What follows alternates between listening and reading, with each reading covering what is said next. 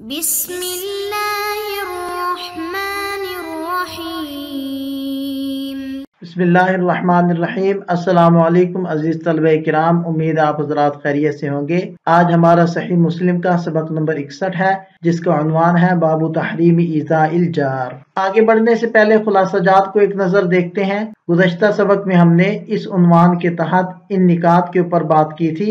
آج کے سبق میں ہم اس عنوان کے تحت مذکورہ نکات کے اوپر بات کریں گے۔ تو چلتے ہیں سبق کی طرف۔ بسم اللہ الرحمن الرحیم۔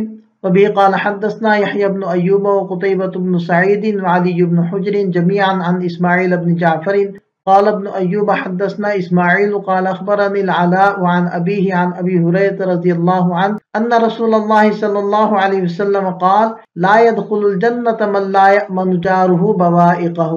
حضرت ابو ہریرہ رضی اللہ عنہ سے مروی ہے کہ نبی پاک صلی اللہ علیہ وسلم نے ارشاد فرمایا کہ وہ شخص جنت میں داخل نہیں ہوگا جس کا پڑوسی اس کی ایذا رسانی سے محفوظ نہ ہو۔ بوائقہ بائقہ کی جمع ہے، بڑی تباہی اور شدید آفت اور مصیبت کے معنی میں ہے۔ اور یہ جو ارشاد فرمایا کہ لا يدخل الجنہ، یہاں سوال یہ پیدا ہوتا ہے کہ پڑوسی کی ایذا رسانی گناہ ہے تو اس کی وجہ سے اس شخص کے جنت میں داخل نہ ہونے کا کیا مطلب ہے؟ کیا یہ شخص کافر ہو گیا؟ تو اس سوال کے 3 جوابات ہیں۔ پہلا جواب یہ ہے کہ یہ اس شخص کے بارے میں ہے جو پڑوسی کی ایذا رسانی کو جائز سمجھتا ہے، تو حرام کو حلال سمجھنے والا کافر ہو جاتا ہے، اس لیے جنت میں داخلہ ممنوع ہے۔ دوسرا جواب یہ ہے کہ اس دخول سے دخول اولی کی نفی مراد ہے، یعنی سزا بھگتنے کے بعد جنت میں جائے گا، بغیر سزا کے نہیں جا سکتا۔ تیسرا جواب یہ ہے کہ یہ حکم تشدیداً، تحدیداً، تغلیظاً، زجراً اور توبیخاً ہے۔ بہرحال اسلام پڑوسی کے حقوق پر بہت زور دیتا ہے، کیونکہ معاشرے کی بہترین اور پرامن تشکیل کا مدار پڑوسیوں پر ہے۔ اگر یہ آپس میں شیر و شکر ہیں تو زندگی کے باقی شعبے پرامن اور خوشحال رہتے ہیں، لیکن اگر پڑوسیوں کے حالات آپس میں بگاڑ کا شکار ہیں تو پورا معاشرہ تباہ ہو کر رہ جاتا ہے۔ ہر پڑوسی اپنے پڑوسی سے جب خطرہ میں رہے گا تو وہ گھر سے باہر نہیں جا سکے گا، بلکہ اپنے گھر کا چوکیدار بن کر رہ جائے گا اور زندگی دوزخ کا نمونہ پیش کرے گی۔ اس حدیث کے رجال 7 ہیں: یحییٰ بن ایوب المکابری البغدادی العابد ثقۃ۔ دوسرے ہیں قتیبہ بن سعید الثقفی ابو رجاء البغلانی ثقۃ ثبت۔ تیسرے ہیں علی بن حجر بن ایاس السعدی المروزی ثقۃ حافظ۔ اور چوتھے ہیں اسماعیل بن جعفر بن ابی کثیر الانصاری الزرقی ثقۃ ثبت۔ اور پانچویں ہیں العلاء بن عبد الرحمن الحرقی صدوق۔ اور چھٹے ہیں ابوہ یعنی عبد الرحمن بن یعقوب الجہنی المدنی ثقۃ۔ اور 7ویں راوی ہیں حضرت ابو ہریرہ رضی اللہ عنہ۔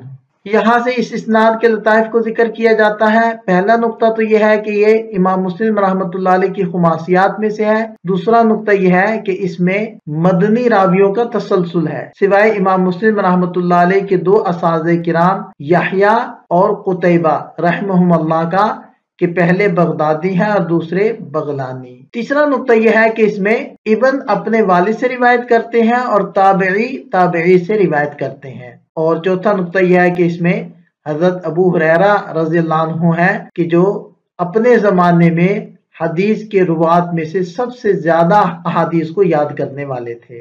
یہاں سے اس حدیث پاک سے متعلق چند مسائل کو ذکر کیا جاتا ہے۔ پہلا مسئلہ تو یہ ہے کہ اس حدیث کو روایت کرنے میں امام مسلم رحمۃ اللہ علیہ منفرد ہیں۔ دوسرا مسئلہ اس کی تخریج کے بارے میں، تو امام مسلم رحمۃ اللہ علیہ اس کو کتاب الایمان میں ذکر کر رہے ہیں، امام احمد رحمہ اللہ، امام بخاری ادب المفرد میں، ابو نعیم نے اپنی مسند میں، اور ابو عوانہ رحمہ اللہ نے اپنی صحیح کے اندر اس حدیث کو ذکر کیا ہے۔ تیسرا مسئلہ اس حدیث کے فوائد کے بارے میں۔ پہلا فائدہ تو یہ ہے کہ اس حدیث پاک سے پتہ چلتا ہے کہ پڑوسی کو تکلیف دینا حرام ہے، اور یہ بھی پتہ چلتا ہے کہ پڑوسی کو تکلیف دینا یہ کبائر میں سے ہے، اور جس کی تکالیف سے اس کا پڑوسی امن میں نہ ہو تو اس کے ایمان کی نفی کی گئی ہے۔ اور امام بخاری رحمہ اللہ نے یہ حدیث روایت کی ہے کہ نبی پاک صلی اللہ علیہ وسلم نے ارشاد فرمایا واللہ لا یؤمن واللہ لا یؤمن واللہ لا یؤمن قیل من یا رسول اللہ۔ آپ علیہ السلام 3 بار قسم کھا کر ارشاد فرما رہے ہیں کہ اللہ کی قسم وہ شخص مومن نہیں ہے، مومن نہیں ہے اور مومن نہیں ہے۔ تو پوچھا گیا کہ کون ہے اللہ کے رسول؟ تو ارشاد فرمایا الذی لا یأمن جارہ بوائقہ، جس کی تکالیف سے اس کا پڑوسی امن میں نہیں ہے۔ ابن بطال رحمہ اللہ فرماتے ہیں کہ اس حدیث میں پڑوسی کے حق کی تاکید کی گئی ہے، کیونکہ آپ علیہ السلام نے اس کے بارے میں قسم کھائی ہے اور پھر قسم کا تکرار ہے، اور اس شخص کے ایمان کی نفی کی گئی ہے کہ جو پڑوسی کو تکلیف پہنچائے، اور مراد یہی ہے کہ کامل ایمان کی نفی کی گئی ہے، اور اس میں کوئی شک نہیں کہ جو گنہگار ہوتا ہے اس کا ایمان کامل نہیں ہوتا۔ ابن ابی جمرہ رحم اللہ فرماتے ہیں کہ جب اس پڑوسی کے حق کی تاکید کی گئی کہ جس کے درمیان دیوار کا حائل ہے اور اس کے حق کی حفاظت کا حکم دیا گیا اور اس کو خیر پہنچانے کی تاکید کی گئی اور اسباب ضرر کو روکنے کا حکم دیا گیا، تو وہ فرماتے ہیں کہ پھر اس شخص کے لیے مناسب ہے کہ ان دو محافظ فرشتوں کے حق کی بھی رعایت کرے کہ بندے اور ان دو فرشتوں کے درمیان کوئی حائل اور رکاوٹ نہیں ہے، لہذا اس کو چاہیے کہ وہ اللہ کے احکام کی مخالفت کر کے ان فرشتوں کو تکلیف نہ پہنچائے، اس لیے کہ وہ نیکیوں کو کرنے سے خوش ہوتے ہیں اور گناہوں کے کرنے سے پریشان اور غمگین ہوتے ہیں، تو ان کی جانب کی رعایت بھی کرنی چاہیے۔ اور ان کی جانب کی رعایت کیسے ہوگی؟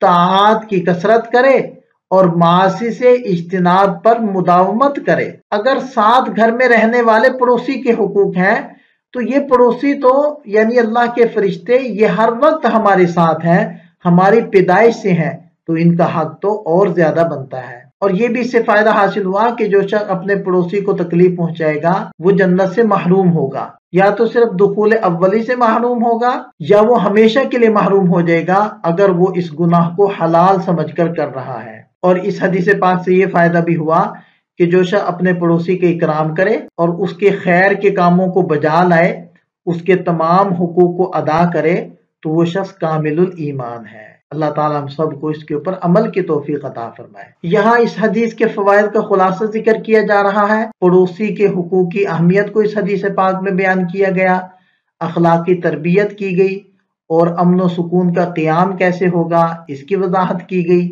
ایمان کی تکمیل کیسے ہوگی اس کے اوپر روشنی ڈالی گئی، معاشرتی ہم آہنگی سکھائی گئی اور عملی نصیحت کی گئی۔ یہاں ہمارا سبق مکمل ہو جاتا ہے۔ آج کے سبق کے خلاصے پر ایک نظر ڈال لیں۔ یہ سبق سے متعلق چند سوالات ہیں، ان کے جواب بھی تحریر کریں۔ ملتے ہیں نئے سبق کے ساتھ۔ اللہ تعالیٰ ہم سب کا حامی و ناصر ہو۔ دعاؤں میں یاد رکھیے گا۔ السلام علیکم۔